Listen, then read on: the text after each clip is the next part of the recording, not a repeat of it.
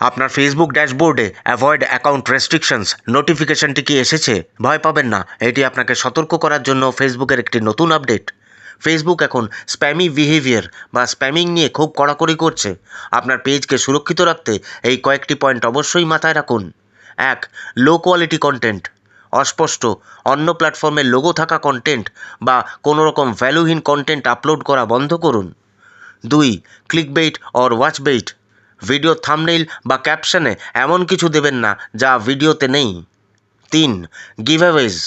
গিভঅ্যাওয়ের post করা এখন spamming হিসেবে ধরা হবে। যেমন পুরস্কারের লোভ দেখিয়ে দর্শকদের বলা 10 জনকে ট্যাগ করুন বা শেয়ার করুন। ফেসবুক এখন এটাকে জোরপূর্বক এনগেজমেন্ট বা স্প্যাম হিসেবে ধরছে, যা আপনার পেজের রিচ কমিয়ে দিতে পারে। 4. False or misleading information. কোনো মিথ্যা বা বিভ্রান্তিকর তথ্য ছড়ালে ফেসবুক আপনার কন্টেন্টের রিচ কমিয়ে দেবে। 5.